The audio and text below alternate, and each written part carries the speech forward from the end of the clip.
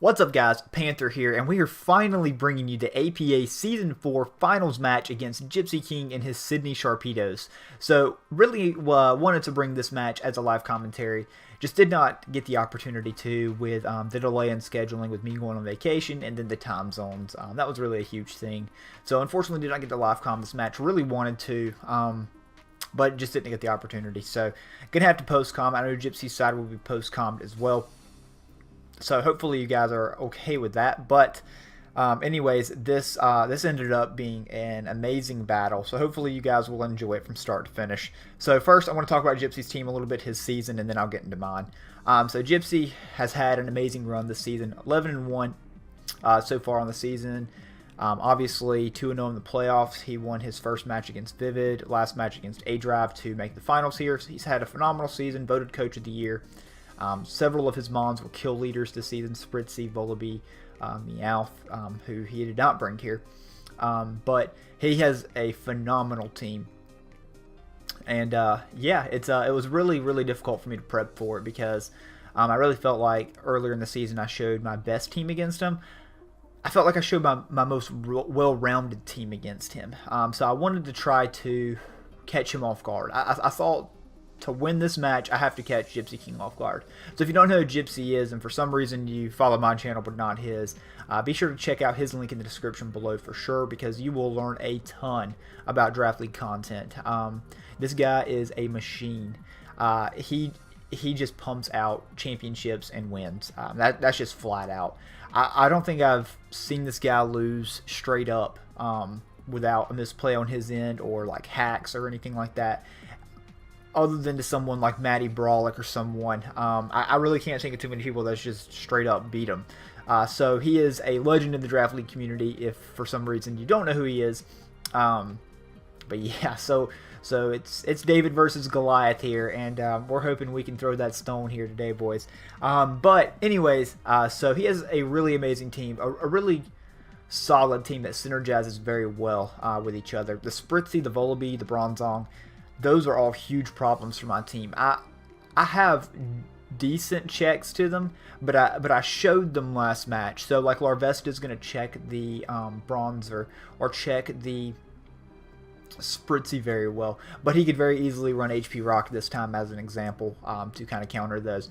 The Volaby has always been a problem for my team. I don't have anything that resists flying and dark. I think that's one of the reasons why Volaby is actually so good in Little Cup, because there is nothing that resists that.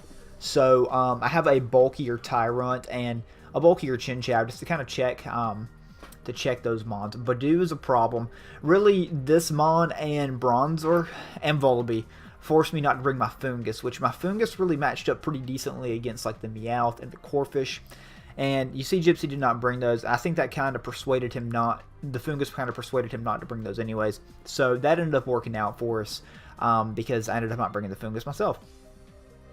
Anyways, the Badoo's a problem because I didn't bring my Fungus because every time that Badoo can come in on Fungus, no matter if I Spore, if I Sludge Bomb, Giga Drain, whatever, it's just going to get a free spike each time. And it's going to force me to either spin with Sandshrew, which gives him a lot of momentum, or defog with Starly. So I went ahead and eliminated that idea because I wanted to keep some more offensive pressure on him. Smoochum's a threat and quite frankly forces me to bring Beldum. Larvesta can handle the Spritzy, so I'm not too worried about that. But the Beldum just flat out, the Beldum's sole purpose for being here is to check the Smoochum, because as you can see, my Ice/Psychic resist doesn't exist. Eviolite Chinchou's not going to be able to take 3 of those Psychics, has no way to recover or anything like that. So while it resists Ice, I'm not going to be able to switch it on multiple Psychics, and I have no Dark type, unfortunately. And I've already talked about Volaby. The Wooper is a problem. Not the set he ended up bringing, but the Wooper is a problem just for the sheer fact that the Unaware set shuts down one of my win cons here. So I have Sub-Calm Mind Larvesta with Flamethrower and Morning Sun, and I really wanted to use that mon to set up on things like the Badoo or the Spritzy lacking that coverage, or maybe like a Choice Locked Smoochum into Ice Beam, and just start to boost if I were to eliminate the Wooper. Now, when I saw the Wooper, I'm thinking bulky Wooper, and that immediately eliminated the thought of that. So I've already explained my Larvesta. I have a bulkier Tyrant with Toxic and Stealth Rocks. I EV'd it to be able to take a Fake Out into an HP Ice from the Meowth. So if he did bring the Meowth and lead with it, that was going to be my dedicated switch in turn 1 to it. Berry Juice, Beldum again, really just to check the Smoochum. I have Scarf Starly because it really does very well against his team. Outside the Bronzor, he doesn't have the resist, and I can just click Brave Bird. Sure, Spritzy is not 2-hit KO'd by it, but after Rocks, it's close if he is Fizz Def, and if he's more Spadef, then I can 2-hit KO it. And then Volibee. Volibee's just a monster anyways, but I wanted something that's speed tied with Scarf Volibee because that's what he brought last time. Bulky Chinchou with Water Absorb, so I don't get messed up by a Corphish. I have HP Grass on it for the Wooper, and then I have a special Abra. I have Z Abra. I have not ran Z Abra all season with Z Psychic Terrain, which throws up the Psychic Terrain and gives me a Calm Mind boost, or not a Calm Mind boost, a special attack boost. So that was actually I was looking for something that boosted speed. And my friend Johnny actually recommended the Spatak boost in the Psychic Terrain. So hopefully ends up working out here. So anyways, without further ado, let's go ahead and jump into things. My plan is to lead off with Starly, turn 1, and just see what he does. I really felt like Badoo was a really good lead on his part because he likes to set up hazards. So I figured he was going to lead with that or with Bronzor. I figured if he's going to lead with the Bronzor, he's going to try to get up the Stealth Rocks. So I could just U-turn out into the Larvesta if so. So anyways, I'm going to lead with JJ, our boy Johnny here, and we're going to go ahead and see what it is. So he has a top tier boy, which usually is Meowth, but it is the Badoo here. So I'm just going to go ahead and U-turn out turn 1, predicting him to switch out, but he stays in. That kind of tells me that he is most likely Focus Sash there. From the damage, he's not Eviolite. And what that damage really tells me, it screams Focus Sash to me. Because he stayed in, so he had nothing to fear. So I wanted to go ahead and provide some more offensive pressure, so I'm going to go ahead into Abra here, actually. And I'm going to go ahead and fire off the Psychic. Did not know what he was going to go out into. Really did not think it was going to be this thing, though. I figured he would probably go into Bronzor first, but he goes out into this, which is fine. It's a fair switch on his part. I know he could most likely U-turn here, and he probably will U-turn. So I go out into my Tyrant, and he just goes straight for the knockoff. Which there goes the Berry Juice, which is fine. So if he's Scarf, he can't kill me with the next knockoff, which I'm fine with. And I want to get my Rocks up because he's got a Spike. I want to go ahead and get Rocks up to provide that chip and to help Abra out to two-shot this Spritzy with either Psychic or kill it in the Psychic Terrain if it is defensive. So he goes out into Wooper. I'm just going to go to try to Toxic it here, actually, fearing the Unaware set, and this is actually Scarf Wooper. So he catches me off guard there and picks up a huge kill. So I know he is locked into the Ice Punch. He's most definitely going to switch out here. Figured he'd probably go into the Spritzy or the Badoo. And I have really no reason not to Volt Switch because he's not staying in and just going to Ice Punch this, fearing the HP Grass. So I do just that. I switch out, and Starly really gives me the most here because I can just freely Brave Bird with Stealth Rocks up and pick up the kill on this thing, and not have to take a round of Spikes damage. So I'm going to do just that. I'm going to go ahead and Brave Bird here, and we are going to kill the Badoo.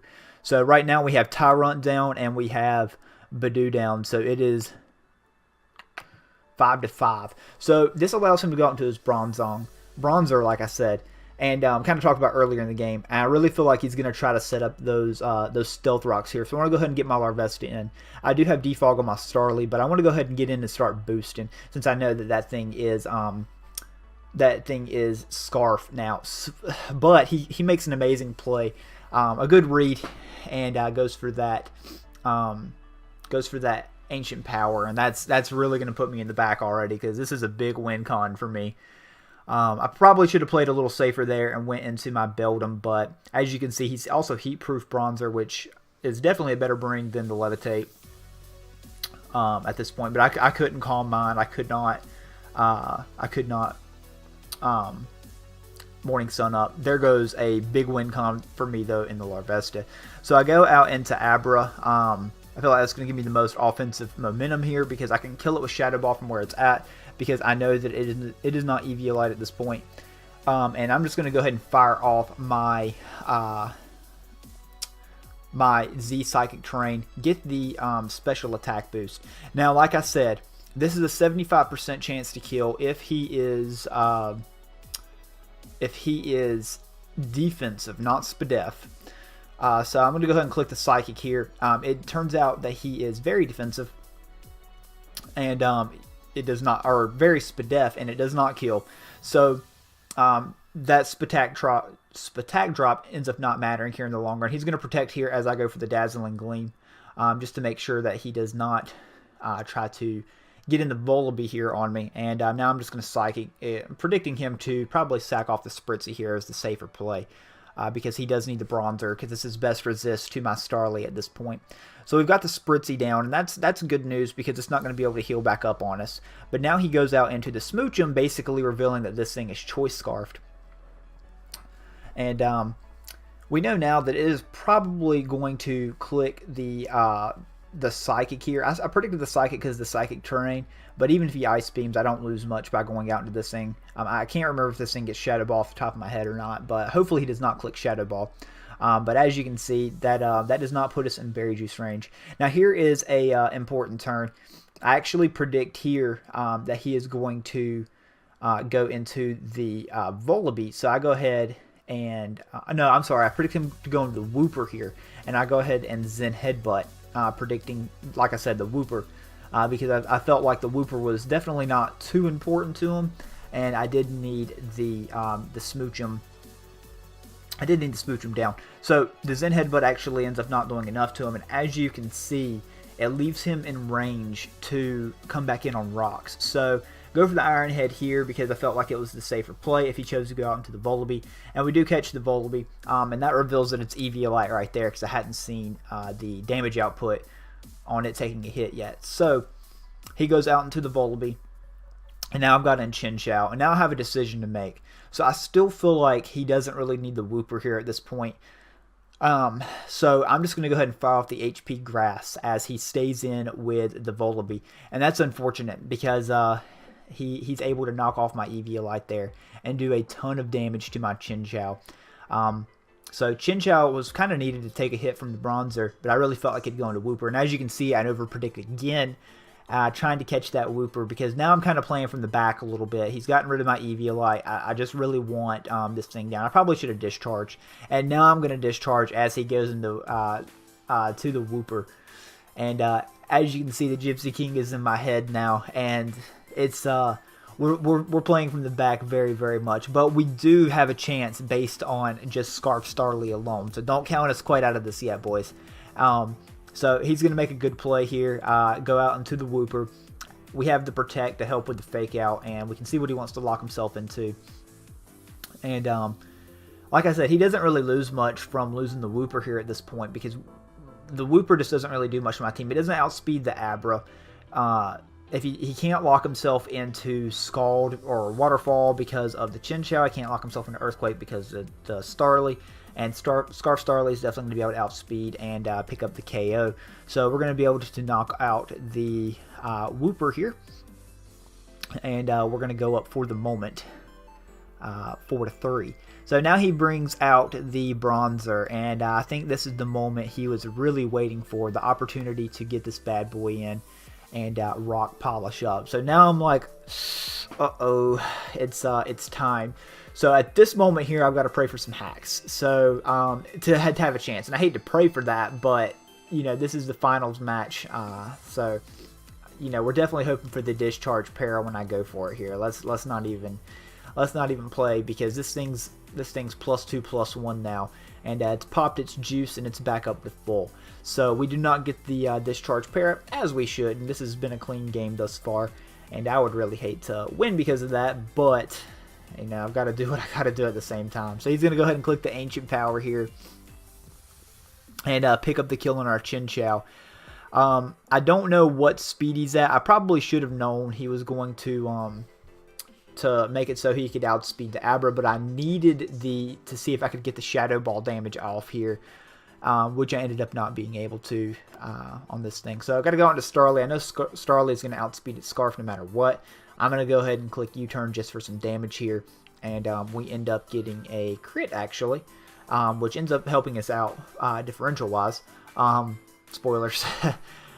So yeah, we go ahead and U-turn out into this thing. I've got Iron Head or Zen Headbutt that I can choose to try to attack this thing with. So this is going to be a couple turns back and forth of us just chipping each other a little bit here, because I need to be able to go out into Starly at this point. So my only chance to win at this point is to put this thing in range of Brave Bird, hope that Smoochum is not scarfed, and then crit the Eviolite Volibee. So that would be how I can win at this point. So fingers crossed, we're not out of the game quite yet, but it's not looking good because that Smoochum's being played pretty scarfed at this point.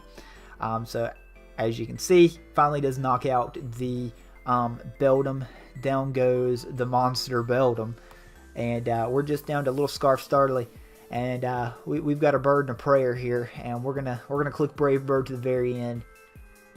So we're gonna go ahead and Brave Bird one more time here, and we're gonna see if it's gonna be enough to take out the Bronzer. That's first. Down goes Bronzer, so there's a slight chance, as long as this thing is not choice scarfed, then we can do it with a little bit of crit magic. And there's the Smoochum there. And as you can see, this. If he was not Scarf, he would not have went out into it, or like Fake Out or something like that. And he ends up being Scarf Smoochum. That is going to do it for us, guys. 0-2 loss to the Gypsy King in finals, but, you know, losing to Tom Brady and the New England Patriots, you know, you can't really hang your head too much on that one. So, great game to Gypsy, first of all. Congratulations, man, on an amazing season. You're the king. I mean, there's nothing else really to say there. You had an amazing draft, an amazing team, an amazing run this season, and very, very well deserved on your part. It was very, very. I very much enjoyed playing you 2 times this season. Learned a lot. We'll definitely be sure to check out your side of the video and everything like that. Really glad that you took the time to join the APA, and let me be the first to congratulate you on your championship here in Season 4. So a little bit of reflection about the game. You know, I don't think that the over-prediction really mattered on the Beldum versus the Smoochum play. Even if I would have clicked Iron Head and knocked out the Smoochum, it still was the fodder that he needed for Bronzong to be able to set up. The real difference maker, I felt like, was two plays in the match. Early on, obviously losing the Larvesta so early. I just really felt like with the amount of times that I pivoted with it last game, that he was going to set up Stealth Rocks there on that play. He made a very good play, Ancient Powering, and doing so much damage to me. But I really, really felt like that I was going to be able to get in before the rocks and start setting up since my own entry hazards were up. And then, obviously, the Abra going for the +1 Psychic in terrain, and him ended up having the Spadef version of Spritzy versus a more Fizz-Def one. Felt like those two moments right there was the really what ended up destroying it. Because if we look back at it, if for some reason that Abra is able to knock out the Spritzy, if it is more of a defensive nature, I get the 75% roll after rocks, kill it, then I'm at full versus taking that Moonblast damage. So, you know, that ended up being a little bit of a pivotal play, but it's a play I feel like I had to go for there in that situation. I was forced to. You know, I had set up. That was the point of bringing this Abra, to go for that opportunity. So that is what it is. Hindsight's always 20/20, but you know, what can you really say here in this situation? So again, very good game to you, Gypsy. Wanted to take a minute also before I end my season here. I want to thank Kurt and Shady for genning most of my teams this season. I want to say thank you to Tar Heel and Mike for doing most of my thumbnails. Really, really appreciate y'all's support. Thank you to all the fans that have watched this season of the APA. I really hope you guys have enjoyed Little Cup. I know I've had a blast with this. I really hope to do it again. Have enjoyed Little Cup probably more than regular Draft League format, to be honest. And I know that's, you know, out of the norm, but Yeah, it is what it is there. But again, thank you guys so much for the support this season. I really appreciate it. We'll be back with APA Season 5, hopefully coming your way this spring. And yeah, guys, get hyped. Congrats again to Gypsy. Check out his side of the battle video. And I'm going to catch you later.